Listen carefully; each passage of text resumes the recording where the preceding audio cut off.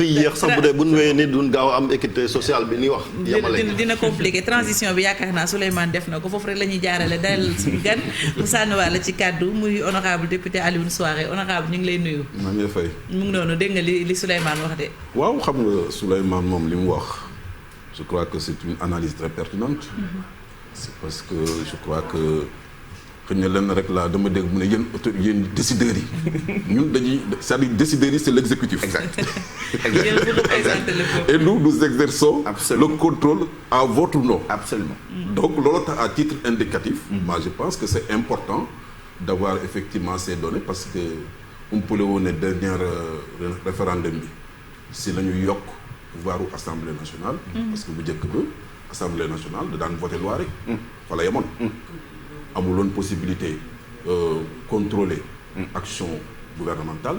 amuloon aussi tamit possibilité pour évaluer les politiques publiques. D'ailleurs loolu moo tax chaque fois boo gisee bu session ordinaire bi tëjee les commissions permanentes se déploient sur le terrain parce que dañuy voter budget mais on peut peut-être rester entre les quatre murs. voter budget ministre jaar nga voter ko mais war nga mën a xam exactement li nga ko votel ndax moom egg na fi mu war a egg mooy li Diawo doon wax sànq. cible yi est-ce que atteindre na leen. Donc, moi je pense que loolu moo tax effectivement commission yi di déployer sur le terrain pour def ce travail-là. En tout cas, je crois que commission yi commencé nañ ko. Récemment, il y a une commission qui travaille sur les questions agricoles. Ils étaient à Kaolack pour voir maintenant préparation surtout kii mu campagne hivernale. Donc loolu daal je crois que mooy suñu taxawaay ñun. Et loolu mooy suñu mission aussi. waaw très bien. moo tax Souleymane li mu wax noonu wedd ko du yomb de maanaam yi décideurs yi parce que exécutif boobu ngay wax li ñuy décider yéen koy valider en tant que parlementaire. muy budget ak évaluation des politiques. bien sûr loolu tax à titre indicatif information yi dafay am solo. Bon donc rapport de conjoncture. comme rapport aussi tamit sur la situation économique et sociale. bi ANSD di génn. dañ koy saytu. C'est ça. di ko uti ji. di xool exactement parce que au moins ça te permet d'avoir ay faisceau la yoo xam ne dina la permettre effectivement nga xam exactement fu teg fan ngay teg tànk yi pour mën a tamit confronter les données sur le terrain. jërëjëf merci beaucoup honorable merci beaucoup également Souleymane ci contribution bu am solo bi nga def ci jàngat bi da ngay desandi ak ñun ñu wéyal suñu waxtaan ak suñu invité.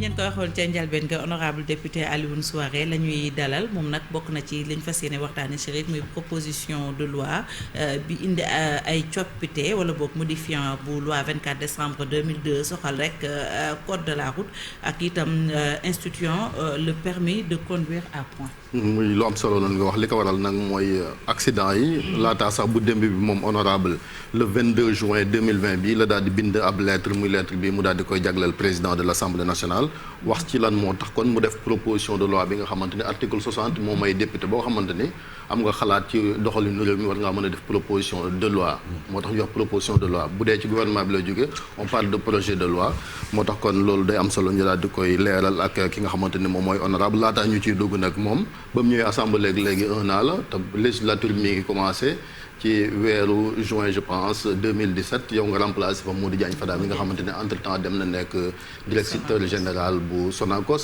fan nga féete ci assemblée ban groupe parlementaire nga bokk. Naturellement xam nga assemblée nationale si groupe lay wékku pour def liggéeyam. loolu je crois que dafay am groupe yi am les non inscrits.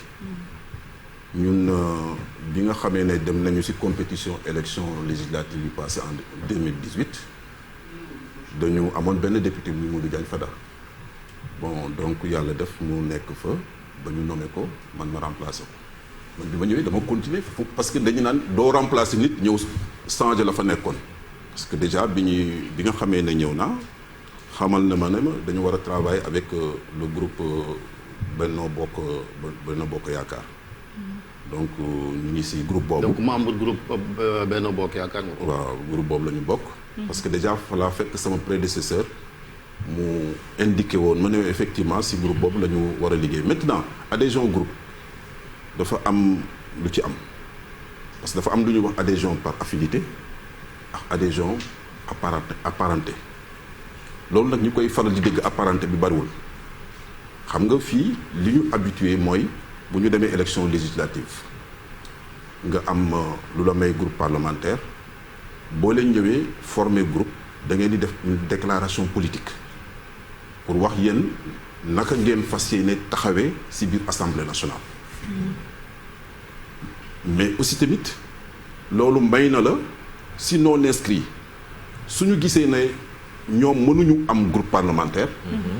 te gis nañu ne groupe yi nga xam ne ñoo nekk sur place am na déclaration de politique boo xam ne convaincre bi la mën nañ ci adhérer mais bu ñu duggee dañ leen di tuddee député apparenté France jël mën nañ ko bu baax a baax parce que dañuy tenir compte que député apparenté ak ñi nga xam ne ñoo bokk affinité politique malgré ñooy nekk ci benn groupe bon jëmm bi ak gëdd bi ñu ko war a jox dinañ ko jox et puis député apparenté dina mën a jouir de toute sa liberté à l'interne du groupe pour mën a joxe ay xalaatam. merci beaucoup merci précision boobu maintenant nag ñu ñëw ci li nga xamante ni moom moo waral coow li mooy li nga xamante ni def nga ko le 22 juin nga daal di def benn lettre jaglal ko président assemblée nationale ngir ñu indi ay coppite ci li nga xamante ni kon moom mooy la loi 2002-30 du 24 décembre 2002 portant code de la route instituant le permis à point lu waral loolu.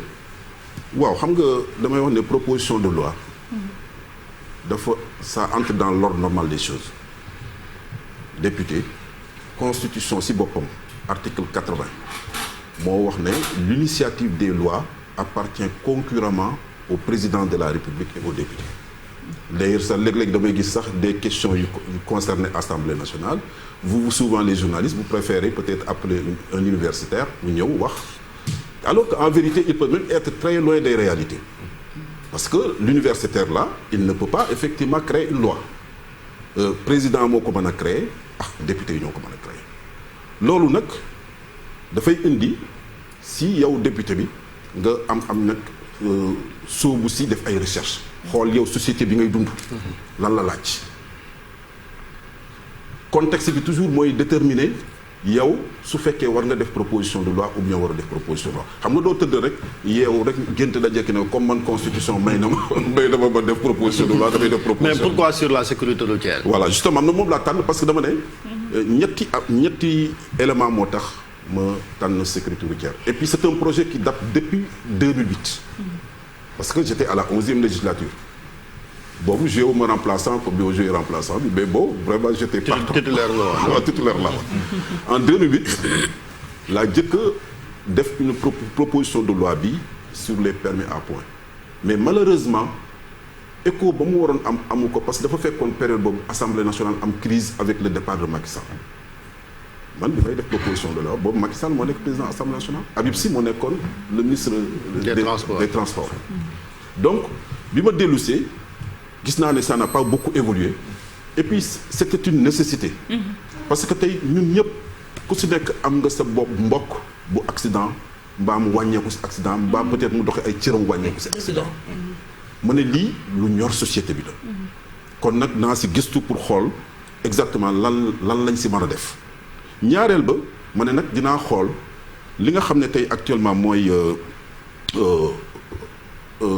kii nu mu tuddati rapport yi nga xam ne déjà ministère bi def na ko ñu pour càmbar nombre d'accidents yi nga xam ne ñooy am c'est-à-dire donc est-ce que ministère bi li mu am ci nombre d'accidents par at ndax xëj na jéggi na daye est-ce que aussi tamit ndax c'est gérable entre 500 et 600 par an. waaw mais maintenant le chiffre parce que dafa déparé 1000 et quelques en 2012 1000 et quelques la déparé donc même chiffre yooyu sax Souleymane dafa am problème parce que boo demee actuellement brigade bi yor affaire de circulation au niveau de la police chiffre yi ñuy yor du correspondre ak yi nekk ministère man imagine chiffre yi ma yor ANSD moo ma ko jox c'est ça parce que umpale aussi rapport boobu nga doon wax dafa am volet boo xam ne dañ koy jagleel wàllu sécurité routière donc boo demee gendarmerie la même chose sapeur pompier la même chose loolu tax am na liggéey boo xam ne war nañ ko def foofu. pour mën a fexe ba am chiffres yi nga xam ne ñoom dañuy déggoo si chiffres yooyu. déjà mais nan la ñuy def ba yëf yi bouger parce que dafa mel ni fii Sénégal à chaque fois dañuy xaar. ba moom benn accident bu spectaculaire am ay morts yu bari. ñu doog a mel ni voilà si laay ñëw léegi day door a am. si laay ñëw c'est-à-dire donc ma sukkandiku ko xool rapport boobu bi ma xoolee chiffres yi ma ne même bu dee 500 la li ñu mujjee wax. loolu sax ëpp na parce que benn bés rek benn nit rek wàññeeku je crois que c'est important. mooy li Cheikh di wax. voilà donc ma yemuma si loolu ma jël rapportu OMS Organisation mondiale de la santé def benn rapport boo xam ne sur la situation de la sécurité routière en 2015 dañu ko génn. ñoom ñu la jekki ne booy xayma àdduna bi yëpp lii dee si accident moo ëpp lii dee si sida. ñoom ñu ngi ko xayma 1,25 million de personnes par an te nee nañ chiffre bi dafa constant depuis 2007 ba léegi évolué wul. ma ne nag man législateur jaaru na ma jóg jéem a xool nan lañ war a def parce que tali yi mi ngi yokku oto yi ñu ngi yokku te nit ñaa ngi dee ñi ñu bëri ñu ngi dee mbaa ñuy wàññeeku am accident yoo xam ne bu ñu si génnee seen cër wàññeeku. donc si la effectivement amee initiative da jekk ne nañu defar permis à point dafa nekk outil bu pédagogique parce que dafay installer si conscience ku si nekk muy conducteur bi benn gendarme parce que da nga naan man su fekkee dawal naa ba am naa comportement bu jaaduwul ëllëg mën na wàññi samay permis mais yemul si loolu aussi parce que aussi tamit permis à point bi laalul rek parce que xam nga souvent même boo xoolee transporteurs yi sax amoon na levée de bouclier. ba léegi bi mu amee dañ naan ñoom d'accord ñu parce que li ñu ko présenté la. transporteurs yi booy waxtaan ak ñoom dañ lay wax ne le contrôle bi am si circulation bi. ñoom ak ñenn si takkader yi dañuy am ay jafe-jafe. léegi takkader ba nga xam ne tey dala daan jàpp mën a def yenn si peut-être comme yooyu ñoom ñuy dénoncé yoo xam ne peut-être am na ou bien amul mais. xaw ma ci dara waaye en tout cas transporteurs yi dañuy souvent. ñaañ takk der léegi nag ñu da jekk ne takk der léegi. mais xam nga li yaa ngi wax ndax am na wala amul je pense que sànq rek ñu ngi fi jàllale benn élément du journal muy camion bi nga xamee ni moo def jee barki démb. fii ne ca Yoff camion boo xamee ni nee nañ depuis quand amul visite. 2018 2 ans muy daw 2018 ba léegi amul visite. saa yu demee ñu daaw ko ba ñàkk visite technique boobu gis nañu dégâts bi mu andi mais nan la ci dëkk bu mel nii nga xamee ni. 100 mètres boo daw am na check point camion boo xamee ni pendant 2 ans mi ngi daw te kenn mënu ko. loolu moo tax souvent dama permis à point li muy dimbali foofu. mooy agent bi lay contrôler ci tali bi. dafay remonter un rapport. boo xam ne procès-verbal la day dem ci benn commission boo xam ne moom la ñu wax commission de retrait et de restitution. de permis. commission boobu déjà même boo xoolee ci actuellement. disposition décret 2004-13 bi nga xam ne mooy décret d'application loi bi ngeen wax sànq muy loi 2002 bi am na disposition bu ko prévoir existe na déjà ñi jàpp ne commission boobu suñ ko doolalee xëy na tey agent bi transporteur bi doon ñaxtu ne agent bi daf koy indil ay jafe-jafe dootul mën a nekk parce que transporteurs yi dañuy siéger ci commission boobu léegi nag li nga xam ne moom la jaaw wax c'est un problème purement technique xam nga ñun législateur dañu am suñu wàll je ne peux pas me situer à la place du ministère des ingénieurs du ministère du transport des agents de sécurité pour xam ñoom nan lañ ko doxalee mais dama ne comme ña ngay def seen liggéey de techniquement des fois mën nga ñëw visite bu njëkk bi soo duggalee machine bi da lay wax nit ñi baaxul mënul dem mais après nit moom mooy dugg. mooy corruption bi jaar ci ay ruq fexe ba oto bi teguwaat ci yoon bi te warul ne. waaw mais justement xam nga suñu amoon permis à point bi tey boo tegee si yoon bi. même visite technique boobu boo fa ñëwee ñu xool yow nekkoo à jour ñoom dinañ alerte commission bi. mu jël si ay dispositions parce que yow waroo yor oto boo xam ne da nga koy dawal te mu wóoroon ne techniquement oto bi dafa am ay jafe-jafe. mais honorable permis à point du lu bees. est-ce que da nga def benchmarking pour xam yan modèle moo am ak ban modèle nga privilégié yow sa proposition bi. justement xam nga man loolu moo tax ma ne ñun législateur bi suñu warugar mooy créer loi bi boo xoolee même taxi bi nga xam ne moom la ñu proposé. dañu ne ministère bi yor en charge le transport moom mooy fexe ba oote ndaje. parce que tey boo xoolee dëkk bu mel ni France. ñoom seen capitale de pointe 12 ngay déparé. boo ñëwee Maroc 30 ngay déparé te 30 yi duñu la ko jox sax dafa am li ñuy wax période probatoire. dañ lay jox 20 léegi téye li si des. donc boo demee Tunisie 14 la. moo tax xëj na yow doo mën a jël modèle boo xam ne da jëkk ne mais ñi nga xam ne déjà ay acteurs lañu. ministre bi wax nañ ko si kii da jëkk ne moom mooy déterminer mooy ñi nga xam ne ñoom ñooy acteurs du transport. ñu waxtaan d'abord si capital de points yi ñaata la ñu war a fixé. xool commission bi. si yi nga xam ne mooy infraction yi boo demee si actuellement sur le décret 2004-13 am na benn disposition boo xam ne disposition annexe la ñu koy wax M19 dafa lister infraction yëpp ba 33 la wax ne 33 infraction yoo xam ne ku ko def lii yame dégg infraction bu si nekk ku ko def léegi nekk infraction yi dañuy fexe ba nekk capital dañu di xool ban barème lañ si def mais aussi tamit mbir yi yamul si rek ay infraction mais li ñu naan dafa am infraction am délit parce que am na loo xam ne soo ko defee par exemple comme li xew si camion bi génn na carrément si cadre parce que dafa ay nit kooku c'est un délit très bien donc loolu aussi tamit commission boobu ñu xam ne déjà ñoom ñooy liggéey si mbir moomu di ko saytu ak ministre bi ñoom ñooy effectivement jël li nga xam ne mais ci loolu quand même Fadi une minute rek parce que comme dafa def waaw xam naa loolu 30 secondes voilà 30 secondes parce que daan yi nga wax noonu gis naa ne ci article 11 bi nga ne nañ ko indi ci loi 2002 bi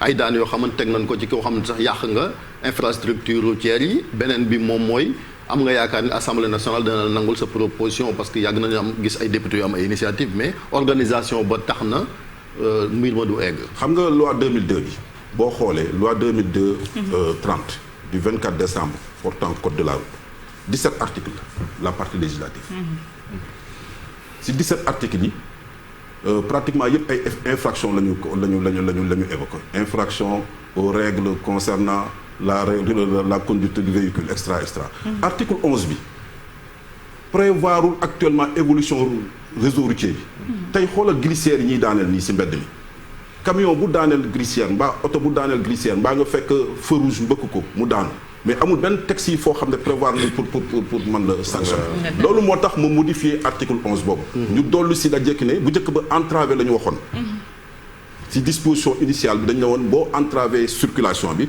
am nga daanu effectivement 3 mois ba 5 ans mbaa 50 000 ba yame dégg donc 1 million léegi nag comme ñun suñu réseau routier bi dafa évoluer léegi ñu dolli si lépp loo xam ne équipement routier la problème bu proposition de loi wax nga ko fécondité bi nga xam ne moom la ñu war a am en matière d'initiative parlementaire des na procédure bi nag moo diis tey actuellement déposé na le président Moustapha Niasse tontu na ma wax ma ne ma mais man je ne suis pas rassuré que ne est-ce que ça va se réaliser mbaa déet parce que déjà actuellement il faut que bureau assemblée nationale examiner recevabilité bi bu ñu paree dañ koy jox président de la république moom mu toog saytu ko ba 10 jours mën na téye projet mais bu fekkee réagir si 10 jours yi procédure dafay continuer léegi bu ñëwee ñu enregistré ko door ko yóbbu conférence des présidents xam nga France loolu daf ko président bi du jot du président de la république si procédure bi bu ñu ko engagé duñ ko yónnee fii ni ñu yónnee président de la république proposition de loi bi